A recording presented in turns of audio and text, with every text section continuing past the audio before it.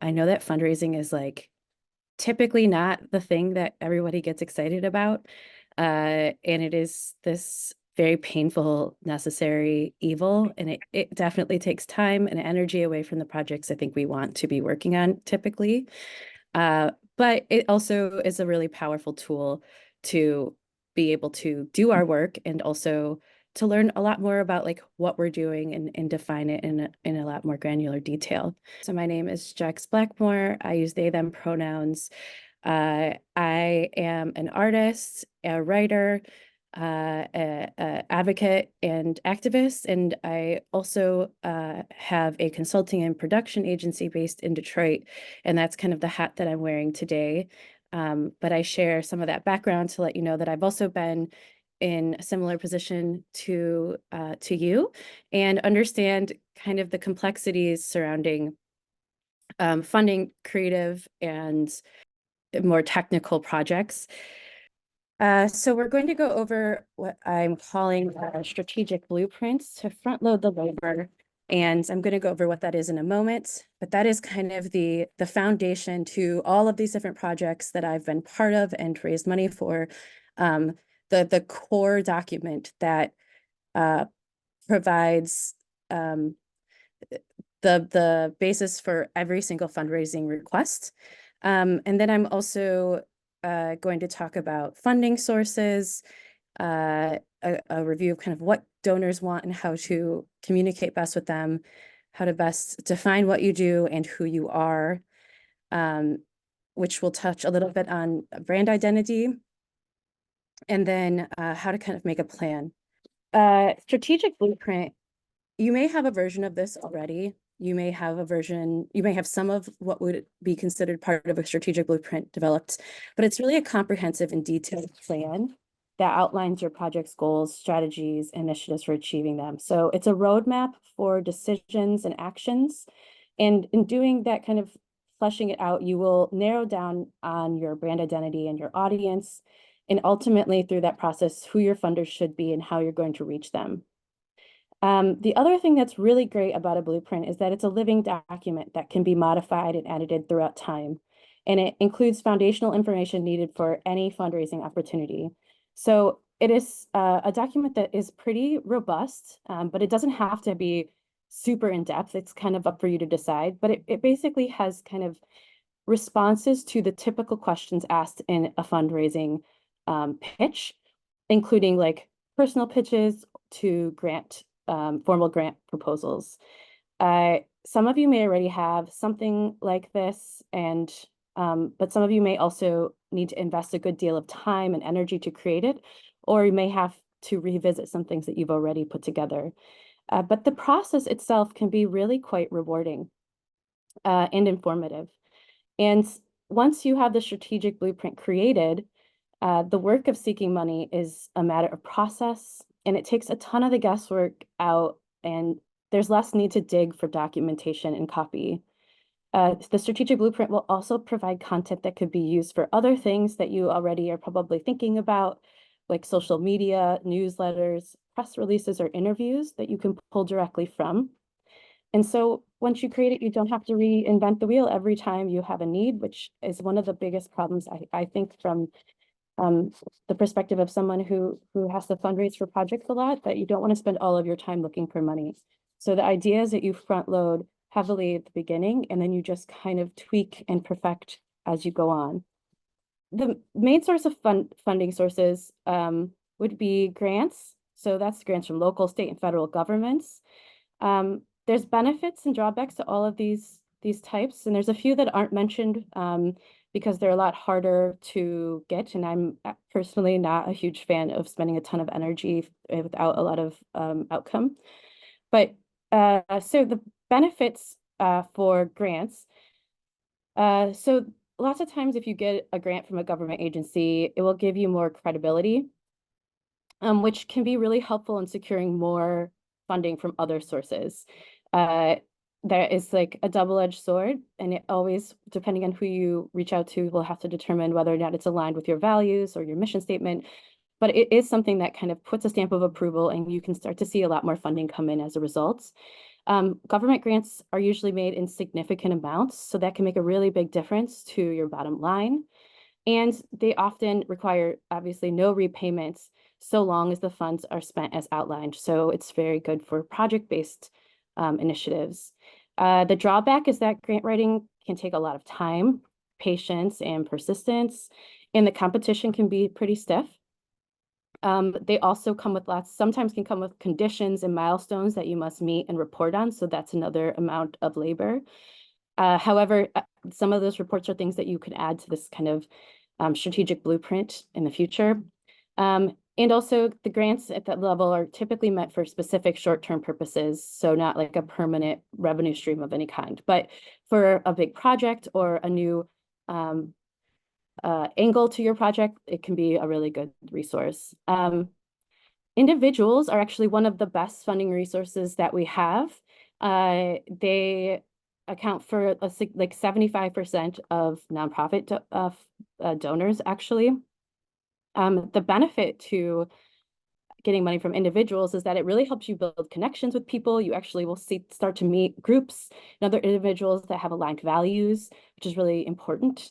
And you can really choose when to focus on campaigns and pushes. So instead of having to report throughout the year, you can say, I'm going to develop a particular fundraiser that is going to happen in the month of June, and then you can be relatively done with it. The drawback is that it takes time to build a base of followers, and it requires a lot of energy to maintain relationships and communicate with people. It can also be less reliable. But I think that it's something that each one of these options are something that you have to consider based on your project. Foundations are similar to the benefits and drawbacks of grants, but with the added benefit that they can actually be much more reliable, because foundations focus on giving to people of a particular demographic or group or a specific geographic area, so they have more of an invested interest in seeing a project excel or expand and have longer life. And they also sometimes are very specifically geared towards particular nonprofits or focuses. So for example, a foundation might direct money to groups or projects that work in environmental protections or civil liberties or something. So it's a lot easier to kind of narrow in on who might be a good fit for you. And they also often fund new projects or research, which is something that is sometimes difficult to get funding for. Crowdfunding is different than an individual. So individual would be like you know somebody that has resources that typically donates, and you can reach out to them. Crowdfunding is much smaller amounts, but it is a way to reach a wider audience and to convert new donors into regular participants in your project. The drawback to that is that a wider market for potential donors means wider market for competition. And if you use a crowdfunding platform, one of the traditional ones, they have often strict rules about what you can fundraise for and limit the kind of controls that you may have on your campaign, especially around branding. But you may also have to create unique content. So you might have to create like a video or some other type of pitch that is not really applicable or usable in other spaces. So that's something to consider. And then finally, there's earned income, which is like selling your services or products or membership to exclusive content. If you have like a space to rent, you could rent that out or sell resources. And you need to consider whether or not, of course, this fits within your mission, but it can provide a really steady source of financing. The drawbacks is that it can require also more tax labor and more labor and time in producing, depending on what you are going for. So it's really important to consider what donors want. I think that doing this exercise is extremely helpful in thinking of people not as just like this nebulous force where there's like withholding money, but that there's something like there's a direct access point where you can understand who they are. Donors are purpose-driven, so they really want to harness the power of altruism. And to do that, your organization or your project should prove that you do meaningful work, show how your cause helps people within the community, and provide multiple giving opportunities throughout the year. Donors really want to trust you. So the key to building long-lasting relationships with donors is transparency. So when you say you're gonna do something, be true to your word. Some techniques to building this kind of trust is to thank donors promptly, usually within a week. Donors will very much appreciate your responsiveness and acknowledgements. Be upfront about your nonprofit's financial situation. It's okay to say, like, this is where we want and this is what we're working with. It's also an opportunity to say, like, look what we've been able to do with this amount of money, with this little resource, and look at what we can be doing. And you can trust us because you can see what we've already accomplished. And donors really want to see the impact of their gifts, so show where contributions go by breaking down your overhead costs. And like any relationship, building mutual trust between your organization and supporters takes time. So once trust is earned, you'll have a committed donor base at your disposal. Also, donors really want to see how their money or their contribution has an impact. And so communicating what you've accomplished with the money or support gives donors the confidence they need to continue lending. And it's this is like applicable no matter what, even if it is like a large grant, a government agency, just sending even email reminders in addition to the required reporting, if that's what's involved, really, really makes people so happy. It also like makes people who have a job of granting look good in their jobs, which is great. Like it's a benefit for them and it's a benefit for you. So some techniques for that would be sending like a monthly or quarterly campaign updates or feature testimonials in your newsletter, posting photo or video reports on social media or case studies being published on your website. Donors are actually really engaged in your success, and they can be some of your biggest allies and cheerleaders. And for many donors, charitable giving is highly personal because they either have firsthand experience with your cause, so they're incredible advocates, and they might want to be really deeply engaged. So some ways that you can continue to engage and highlight them is to have an event, so donor appreciation event, volunteer opportunities, recurring gift options. So it's something that's built into someone's budget every month, or a social media campaign that involves them. And when you do that, when you involve them in aspects of your organization, you prove that your relationship exists far beyond a financial transaction. And really what we're talking about is the exchange of resources in a way that kind of undermines, especially for these kinds of projects, undermines like this typical capitalist structure, and saying, not only does this benefit me, it benefits you, and it also benefits the larger society as a whole. And that's part of why donors want to be part of something meaningful. It's a fact that people feel better when they feel like they're doing good. And so donors really want to connect with the good things that you're doing, and also tend to respond to personal stories rather than statistics and broad statements. And so these are elements of kind of the strategic blueprint that you want to come up with. It's not only some hard numbers, because that is necessary, but also how do you have a section of your blueprint or as part of your plan where you're actually collecting the manifestation of those statistics and that data. So telling impactful stories, either like in your newsletters or blog posts or in your asks, providing firsthand experiences, especially for individual donors. They're not typically persuaded by facts alone. So kind of sparking a personal connection by inviting them to meet someone you're working with, or taking a tour of where you're working can sometimes be ways to really capture the investment from individuals. The takeaway from all of that is really to remain transparent, to show the impact of each gift, to personalize your communications, use emotional appeals, and provide opportunities for further engagement. I'm going to go into the building blocks of most funding requests. So the way that I approach this is that I basically just create an internal deck. And that's what this blueprint is. And it has everything that, like, it's intensive, but I think it is necessary, because having to stop everything you're doing in the middle of another project to write a grant proposal is like a ton of work and takes a ton of time. And so if you already have some kind of standard language and research gathered, all you have to do is kind of like cut and paste it someplace and then make some adjustments. It saves so much. And also the process of doing this, if you haven't done it already, is just wildly beneficial to see like maybe where your weaknesses are, how you can improve whatever pitch that you're working on.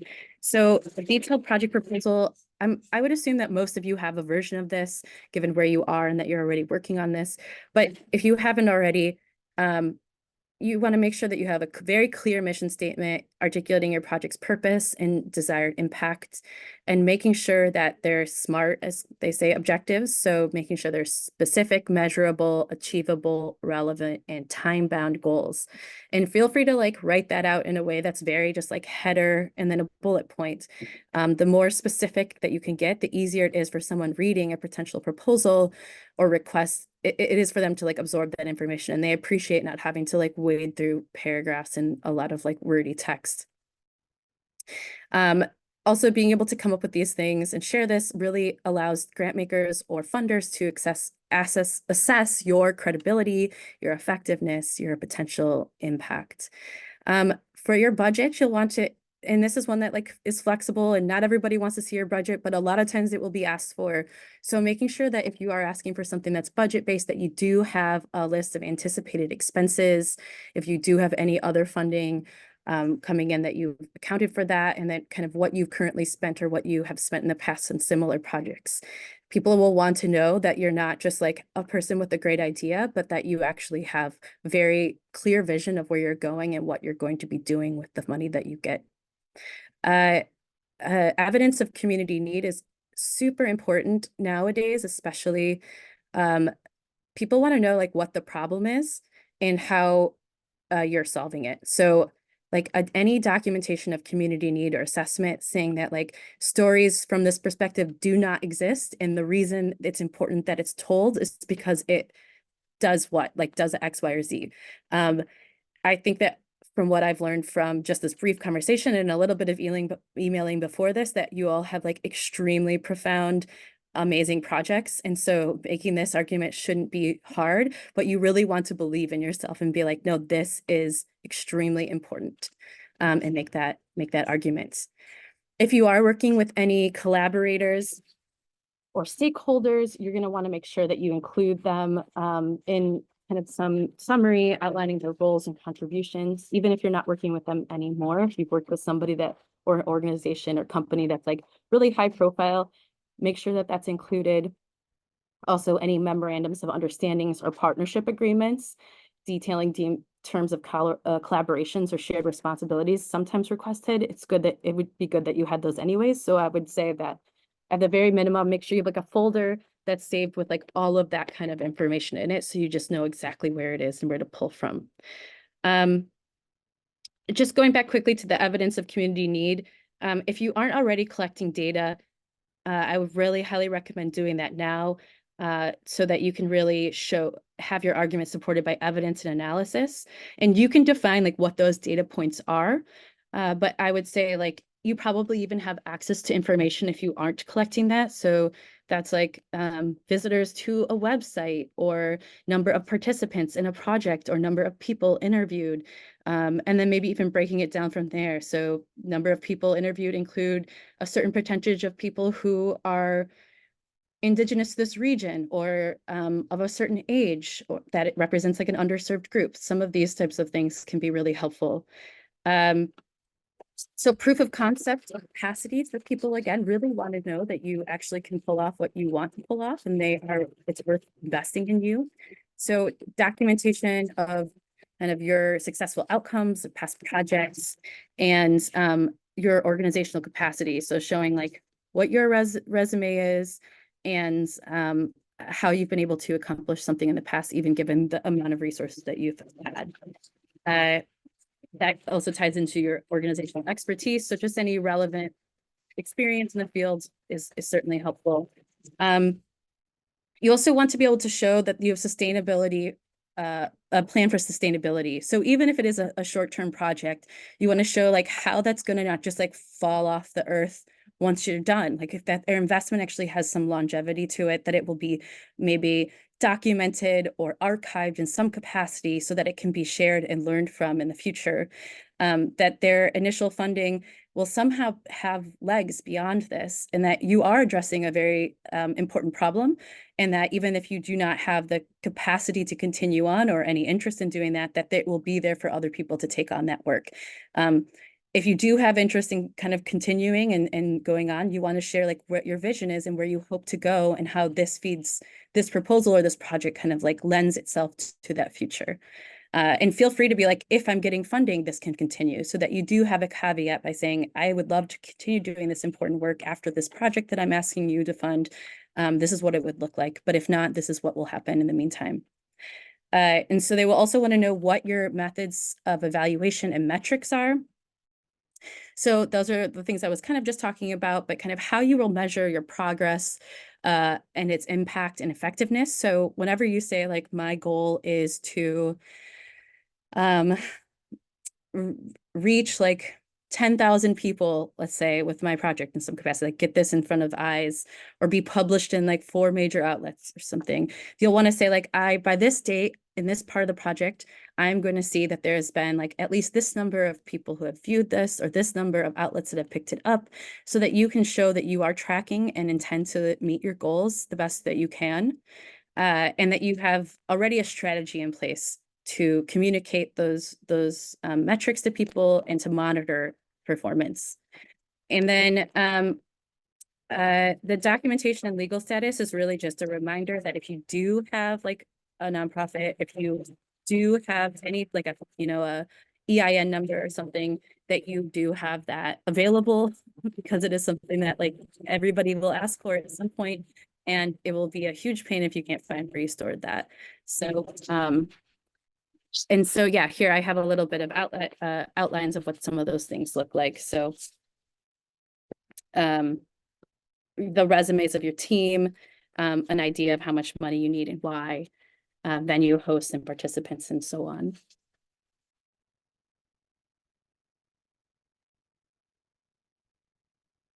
Okay. I think I have just a thing to think about before we move on to this next section here for you, which is just, what information do you already have that could be distilled into metrics that can support your claims? And the reason this is important, so I just want to like put it in your mind to think about, if you haven't already, is that sometimes based on your impact that you can measure, it will impact like your overall mission and vision. Like if you're saying, I want to house 10 families in the next 5 years, let's say, with the project, but you're realizing that like that's not actually maybe happening. And you might change it to, I want to like teach 10 families how to renovate a house or something. Like you might need to adjust kind of the scope of your project based on the amount of measurable impact that you already have, instead of trying to kind of like make up a particular metric to fit what you're hoping to achieve, really making sure you're grounded in what you are achieving.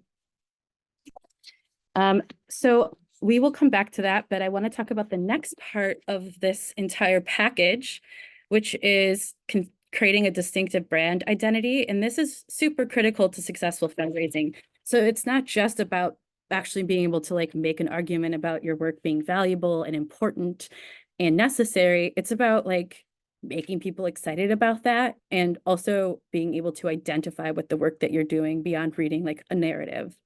So a distinctive brand identity can make all the difference in that capacity.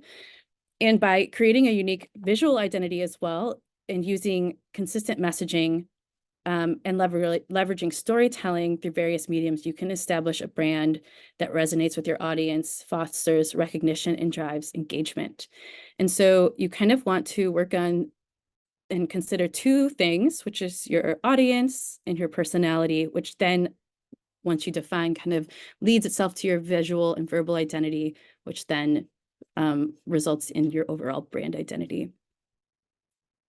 So your target audience is from the perspective of this conversation, but I think ultimately beyond the people you maybe want to impact, you want to talk about your audience as your potential donors or supporters. And the people that you want to impact, like, feed into this, even if they're not people that are going to give your money. They're people that want to support your work, who are interested, who are invested, who feel seen or heard as part of your work. And that is really important as well. So you want to think about who are your current donors or supporters. So you can think about like the folks in this room, the folks that are supporting this project or this this workshop right now, that they believe in you. And so what kind of people are they? And then from there, it kind of breaks down into age, income, location, profession, or other identities. And that may or may not be applicable, but it's something to consider that within each of these kind of core categories, that there's maybe a breakdown in between. What motivates people to support you? Is it different if a young person supporting you versus supporting you and excited about your project versus an elder? And what is the difference there? And what are their motivations? Are they the same motivations? Are they different? And what are their interests and values? So what are the shared values amongst these people? And how do they align with yours? So really trying to understand like who this person is in a theoretical sense. Your target audience is the group of people who are most likely to support your cause and help you reach your goal.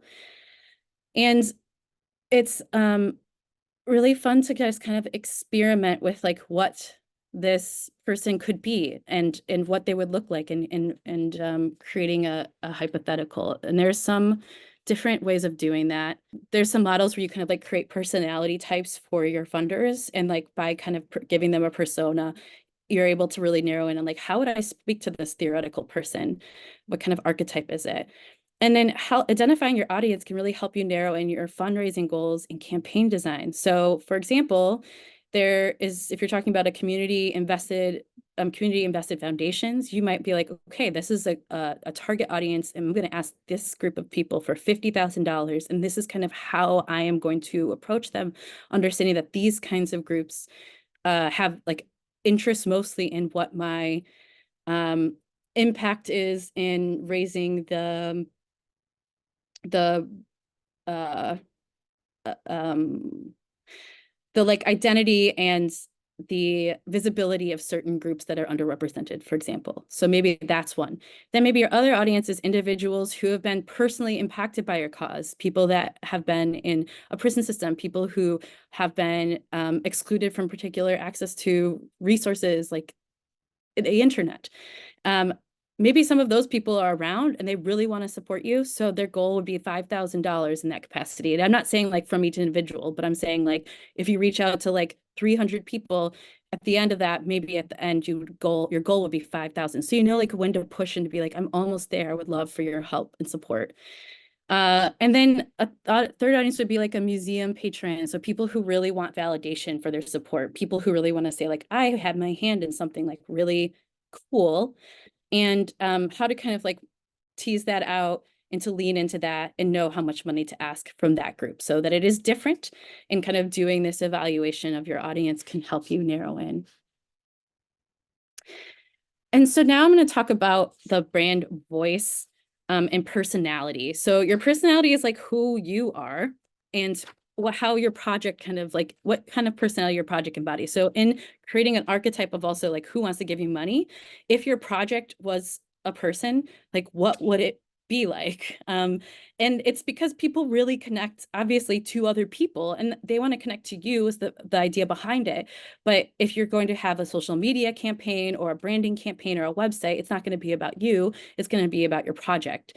So this is kind of like a traditional way of working down the brand voice chart. And please like use brand as, I know it's like kind of confusing. It seems inaccessible to many, but as like your project or your initiative. You want to think about like what you value, and then as a result, what your voice is. And that would lead to kind of how your communication is worded and what it is not. This is a tool that can be used to reflect kind of what your perspective is and to appeal to your target audience. So for example, if like the part of you that values originality is one that you think really speaks to the values and interests of a foundation who's looking for really unique projects. You might want to start kind of tweaking the language that you're using for those requests or proposals to kind of some of this style of language. If you want to talk about accessibility as something that perhaps is something that is more public facing and smaller donors might be more excited about, then you might change the way that your copy is written on your website or through social media. This is a really funny chart, I thought personally, and this comes across in a lot of these, but I think it's actually really interesting in that it does share the personification of these like major brands, and you start to see them pop up that it is completely just branding, but it's something that I feel like I growing up around brands like this, like I do identify with, I do understand. You know, like when I see Apple, I am thinking like innovation and order. And there's like obviously like Harley Davidson is like this outlaw character, but I do feel like it represents liberation and power and like freedom. So it the way that these brands identify or put themselves does have a very real impact in how people perceive of your work and what they want to invest in. And all projects can fit in here regardless. Like a research project can fit in this capacity. Anything that you're fundraising for in particular has to identify in some part of here, and you want to be consistent so that when people see your name or your logo, that it is fitting into what they like identify with and understand. And so the visual identity is different than the brands, and I just want to make sure that that is clarified, that the visual identity has to do with the things people see when they interact with your brand and the things you're creating. It's very much the outward appearance, but then your identity includes that, but it covers everything like your voice, your tone, the story, the values, mission statement, the style guide, and more. So both are very important to effective fundraising. Even if you have a really wonderful story, a lot of people have like wonderful stories, wonderful metrics to share, but the thing that can put you over the edge is just having a strong visual identity and tone of voice. In a competitive world, that can be really important, and in part because it just communicates that you have your shit together more sometimes, and that is what people want to invest money in if they have a lot of money to share. Okay, so I just wanted to share a couple a really good branding examples here. So the Human Rights Law Center is an example that I've shared. They have like their color scheme and some of their imagery very much shows that they are about diversity and kind of like the traditional LGBTQ colors, like a little bit of a little play on those. But then the like boldness of their typeface and the black and white use in conjunction with that helps you also understand that they're very like serious about what they do, that they're very professional. And I think that this is a really great example of some branding that's very like it would be easy to pretty much put together if you wanted to on your own. And it is reflective of the values that they're trying to communicate. Here is also a really wonderful example of how they define what they're doing on their website. So they have very simple vision statements. So they have a vision, you know, that everyone is free to lead a decent, dignified life, and the policies and institutions of law promote fairness and equity. And then their mission here is that they just use strategic legal action, policy solutions, and advocacy to support people and communities to eliminate inequity and injustice. And then our current impact areas. So right here, they will have a handful of just like bullet points, very simple to follow, that link to projects and work that they're doing. And I think that this is something that could be used in all other projects that that y'all are doing. And then they have down here an opportunity for people to stay informed and join their community. And when you do click this, they have information about how to donate. So this is a really nice way to really clearly lay out. And this organization's like very big and has a lot of complex projects, but you can see that it's like so clearly defined and outlined here, and follows a call for participation and action. Here's another branding project. And this one is the Arise Fund. This goes across all of their reports, their website. They had like gift things that move and jump around. It also goes on to like gifts that they give out, like tote bags if you donate and things like that. But it is really nice that they include like a very clear way of identifying their metrics, like the problem that they're working with, which is you can see women and children are 14 times more likely to die in a disaster. So they're showing you exactly like what is the problem, and then they're giving you a chance to feel involved and engaged. So join the humanitarian revolution. It's something that is saying these are our values. You know, women rebuild the world. The problem is that they are very vulnerable in times of disaster, and that we want you to participate in helping us rectify the situation. And then here's another example here about how an organization really, really breaks down how money is applied. Every dollar makes a difference. So if somebody, instead of being like, well, just give us like, you know, whatever you can give, or $10 or $5, saying like $100 supports additional interviews with 2 unhoused neighbors, 250 drives user experience data analysis, 500 supports field testing. You know, if you do 1,000, it supports a podcast episode. Like you can break these down into things and people will say like, oh, I love that I can see exactly where my money will be spent if I give it. And that is extremely a really super helpful way of fundraising. To recap, we've went over the strategic blueprint, kind of the elements that are the foundation for all types of pitches. Again, not all of these will be needed, but you definitely will need a detailed project proposal, even when you're asking individuals, if you're creating a crowdfunding proposal, or if you are formally asking for a grant. You will need to show proof of concept in those capacities too. You might need to create a paragraph about each of these, which is what I typically do. I create a paragraph and kind of put all of my metrics in there so it's always available to me, and it comes, and then I can pull from that and tweak. We've also talked about how to kind of play with the creation of your target audiences and work on defining and refining your personality of your project or your brand or your initiative, and coming up with a visual and verbal identity that matches that personality. And so now I want to talk a little bit about how to come up with a strategy, how to take all of that information that you've gathered and put together and actually start to come up with a plan to ask for money. So we want to ask a couple of these questions first of yourself. So basically, I recommend reviewing your present fundraising process and past campaign performances. So if you've been given any money in the past for anything, who was that from and why did they give it to you?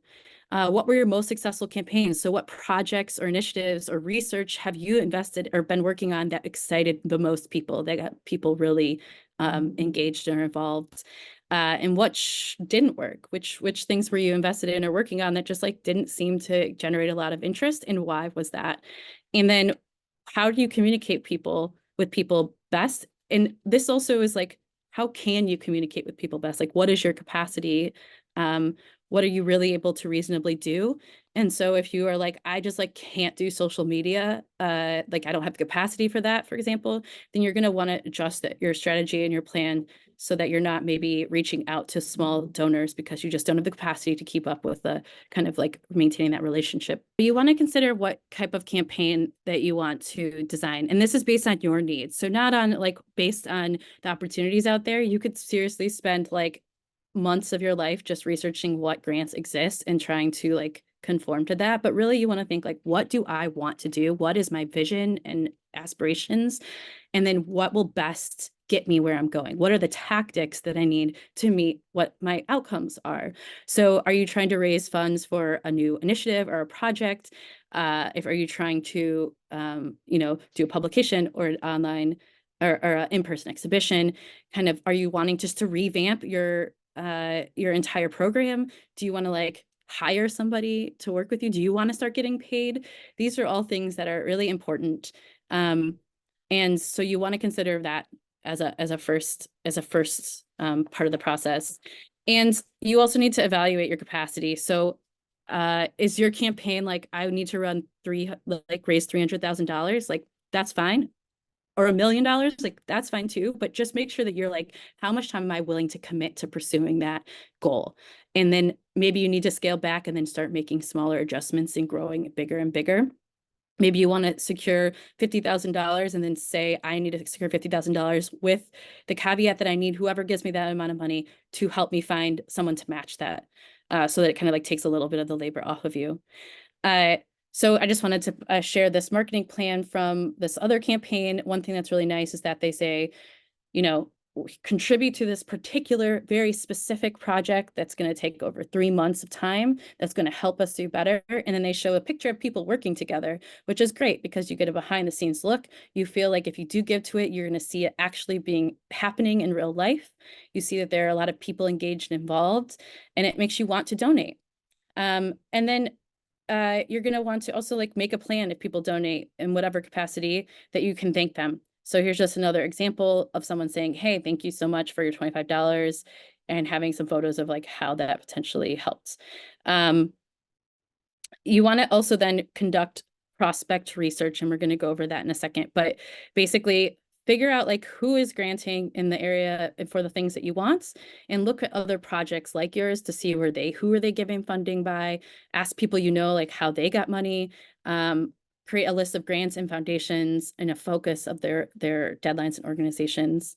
And then make sure you have some idea of how you're going to decide if you're being successful in this process. So say like, okay, I'm going to ask out, I'm going to work on this for 3 months of asking. And if I don't have a lead at that time, then I need to like readjust my strategy or plan. I'm just going to keep it on here. So this is a spreadsheet that I use, or a version of this that I use to kind of track potential funders. So essentially, I would say something like, okay, here's the National Endowment of the Arts. They have a grant for particular projects based on inner city investigations.